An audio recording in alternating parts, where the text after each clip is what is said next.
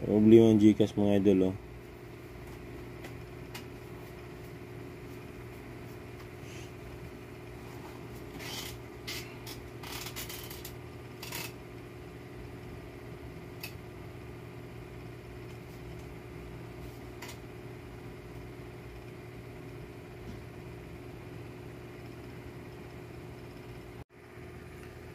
So, ganito lang yun mga idol, ah. Punta ka dito sa settings. Tapos, hanapin mo yung developer. Dito sa additional settings mga idol. So, yan, wala tayong makikita dito na developer mga idol. Ang gagawin nyo mga idol, back kayo. Tapos, punta kayo dito sa software. Dito sa about phone. Tapos dito sa version, Android version. Dito pala sa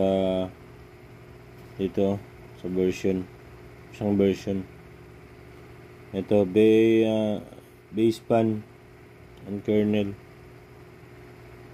Yan, tapos i-tap nyo to ng 3 beses sunod-sunod mga idol.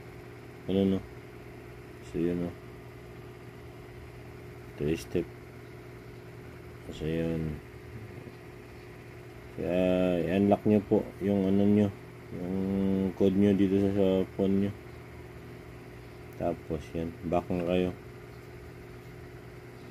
Balik kayo sa settings.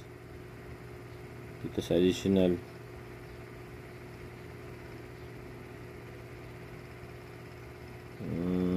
Hanapin natin yun. Ayan, mayroon na mga idol ng developer. Ito. So, ayan, i-off nyo lang yan mga idol. Naka-on kasi ito. Developer option. Ayan, naka-on yan mga idol. I-off nyo lang. Off. Ayan, off. So, yun lang mga idol. Back kayo. Punta tayo doon sa Gcash. Yan, open natin yung Gcash mga idol. So yun, malaki yung account dito mga idol. So kung may naitulong mo mga idol, Gcash na rin ako. Merong laman dito mga idol, 1.8 ang bayad ng. Yun lang mga idol.